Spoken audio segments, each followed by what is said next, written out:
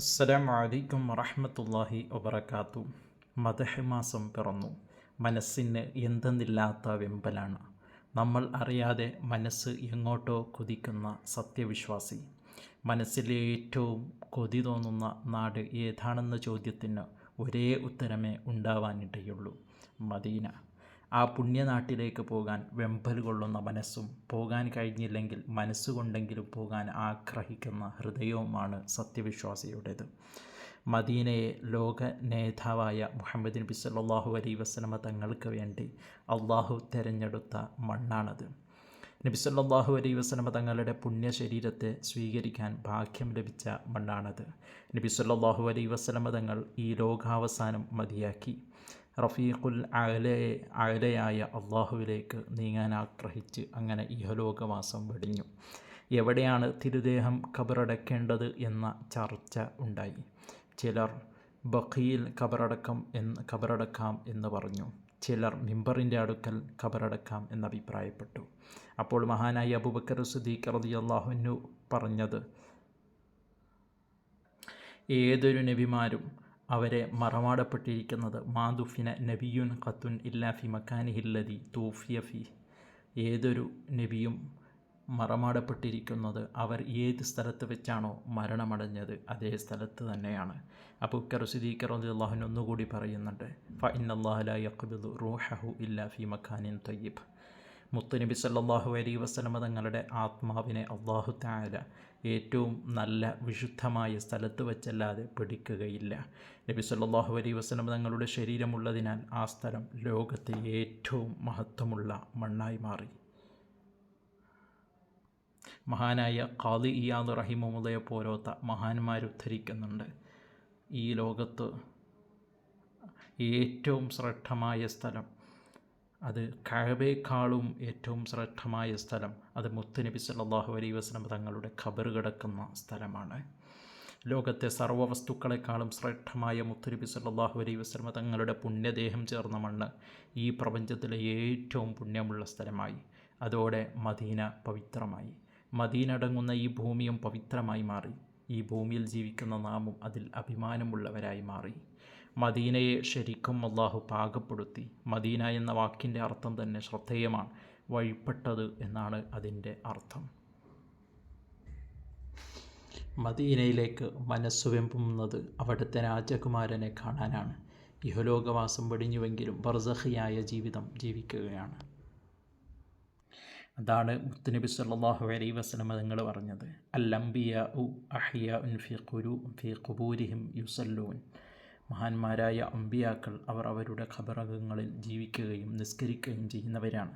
മരണശേഷം അവിടുത്തെ സന്ദർശിക്കുന്നത് ജീവിതകാലത്ത് സന്ദർശിക്കുന്നത് പോലെയാണ്. അവിടുന്ന് മുത്തുനബി സല്ലല്ലാഹു അലൈഹി വസല്ലം തങ്ങൾ അതെല്ലാം അറിയുന്നുണ്ട് എന്ന് അവിടുന്ന് ഒരു ഹദീസിലൂടെ നമ്മോട് പഠിപ്പിച്ചു തരികയാണ്. ഇനി അങ്ങോട്ട് പോയില്ലെങ്കിലും നമ്മുടെ സലാമുകൾ, സ്വലാത്തുകൾ മദീനയിലേക്ക് എത്തുന്നുണ്ട്. അതിനുവേണ്ടി അള്ളാഹു പ്രത്യേകം സംവിധാനങ്ങൾ ഏർപ്പെടുത്തിയിട്ടുണ്ട്. അതാണ് മുത്തുനബി സല്ലല്ലാഹു അലൈഹി വസല്ലം തങ്ങൾ നമ്മോട് പഠിപ്പിച്ചതും. മദീനയിലേക്ക് നമ്മുടെ സലാത്തും അയക്കുന്നതിനോടൊപ്പം മനസ്സിൽ നബി സല്ലല്ലാഹു അലൈഹി വസല്ലം തങ്ങളെ പുനർജീവിപ്പിക്കണം. നബി സല്ലല്ലാഹു അലൈഹി വസല്ലം തങ്ങളുടെ മദ്ഹ് പറയുമ്പോഴാണ് നാം നബി സല്ലല്ലാഹു അലൈഹി വസല്ലം തങ്ങളെ മനസ്സിൽ പുനർജീവിപ്പിക്കുന്നത്. അറബിയിൽ ഒരു ആപ്ത വാക്യം തന്നെ നമുക്ക് കാണാമല്ലോ: മൻ വറഹ മുഅ്മിനൻ ഫകഅന്നമാ അഹ്യാഹു വമൻ ഖറഅ താരീഖഹു ഫകഅന്നമാ സാറഹു. വല്ലവരുത്തനും ഒരാളെപ്പറ്റി ചരിത്രം പറയുകയാണെങ്കിൽ അദ്ദേഹത്തെ ജീവിപ്പിച്ചതുപോലെയാണ്. അതേപോലെ തന്നെ ഒരാൾ ഒരു ചരിത്രം വായിക്കുമ്പോൾ ആ സ്ഥലം സന്ദർശിച്ചതുപോലെയാണ്. നബി സല്ലല്ലാഹു അലൈഹി വസല്ലം തങ്ങളുടെ ജീവചരിത്രം നാം പറയാനും പാടാനും പകർത്താനുമുള്ള ഒരു മാസമാണ് ഈ വിശുദ്ധമായ റബീഉൽ അവ്വൽ മാസം. നബി സല്ലല്ലാഹു അലൈഹി വസല്ലം തങ്ങളുടെ മദീനയിലേക്ക് നമ്മുടെ മനസ്സ് പോകേണ്ട സമയമാണിത്. ഹൃദയം കൊണ്ട് നാം മദീന സന്ദർശിക്കണം, മനസ്സുകൊണ്ട് മദീനയിലേക്ക് പോകണം. ഷെയ്ഖ് റിഫായി റളിയല്ലാഹു അൻഹു പാടിയതുപോലെ: ഫി ഹാലത്തിൽ ബുഅദി റൂഹി കുന്തു ഉർസിലുഹാ തുഖബ്ബിലുൽ അർദ അന്നി വഹിയ നാഇബത്തി തുടങ്ങിയ ബൈത്തുകൾ. നാം നബി സല്ലല്ലാഹു അലൈഹി വസല്ലം തങ്ങളുടെ മദ്ഹുകൾ കൂടുതലായി പാടേണ്ട കാലമാണ്. മദീനയിലെ രാജകുമാരന് ലോകജനതയ്ക്ക് കൂടുതലായി പരിചയപ്പെടുത്തേണ്ട സന്ദർഭമാണ്. നമ്മുടെ മനസ്സിനെ ഈമാനിൽ ഉറപ്പിച്ചു നിർത്താൻ നബി സല്ലല്ലാഹു അലൈഹി വസല്ലമ തങ്ങളുടെ ഓർമ്മകൾ വേണം. അള്ളാഹുവിലേക്കുള്ള നമ്മുടെ മാധ്യമമാണ് ഹബീബ് റസൂലുള്ളാഹി സല്ലല്ലാഹു അലൈഹി വസല്ലമ തങ്ങൾ. ഇപ്പോൾ ക്രൂരമായി ആക്രമിക്കപ്പെടുന്ന പീഡനകാലം. അപ്പോൾ നബി സല്ലല്ലാഹു അലൈഹി വസല്ലമ തങ്ങളുടെ മക്കാ ജീവിതം നാം പഠിക്കണം. പരിശുദ്ധ ദീനിന് വേണ്ടി സഹിക്കേണ്ടി വന്ന ത്യാഗങ്ങളും വേദനകളും ഓർക്കണം. വീട്ടിൽ നിന്ന് ഇറങ്ങി ഷുഐബ് അബി ത്വാലിബ് മലഞ്ചെരുവിൽ നീണ്ട നാൾ പട്ടിണിയുമായി ബന്ദിയായി കഴിഞ്ഞ ചരിത്രം നമ്മൾ പഠിക്കണം. പിന്നെ നാട് വിട്ടു പോകേണ്ടി വന്ന ചരിത്രം നമ്മൾ ഓർക്കണം. പുതിയ പുതിയ ആരോപണങ്ങൾ ഉമ്മത്തിൻ്റെ മേൽ വരുമ്പോൾ ചരിത്രത്തിൻ്റെ നീലാകാശമായ നബി സല്ലല്ലാഹു അലൈഹി വസല്ലം തങ്ങളുടെ നേരെ ആരോപണങ്ങൾ കൊണ്ട് തുപ്പാൻ ശ്രമിച്ചവർക്ക് തന്നെ തിരിച്ചടിയായ ചരിത്രം നാം ഓർക്കണം. ഇന്നും നബി സല്ലല്ലാഹു അലൈഹി വസല്ലം തങ്ങൾ വിമർശിക്കപ്പെടുമ്പോൾ നബി സല്ലല്ലാഹു അലൈഹി വസല്ലം തങ്ങളുടെ യഥാർത്ഥ ചരിത്രം പറഞ്ഞും ജീവിച്ചും ജനങ്ങൾക്ക് സത്യം അറിയിച്ചു കൊടുക്കണം. മനുഷ്യത്വം നഷ്ടപ്പെട്ട ആധുനിക ലോകത്തിന് നബി സല്ലല്ലാഹു അലൈഹി വസല്ലം തങ്ങളുടെ മാനവികത പഠിപ്പിച്ചു കൊടുക്കണം. സ്ത്രീ പീഡനങ്ങളുടെ കാലത്ത് നബി സല്ലല്ലാഹു അലൈഹി വസല്ലം തങ്ങൾ എങ്ങനെയാണ് മക്കയിലെ പെൺകുഞ്ഞുങ്ങൾക്ക് പ്രഭാതം കാണിച്ചു കൊടുത്തത് എന്ന് പഠിപ്പിക്കണം. മദ്യം മയക്കുമരുന്നിൽ ജീവിതം ഹോമിക്കുന്ന ലോകത്തിന് മദീനയിലെ തെരുവിൽ എങ്ങനെയാണ് മദ്യം പൊഴിയായി ഒഴുക്കിക്കളഞ്ഞത് എന്ന് കാണിച്ചു കൊടുക്കണം.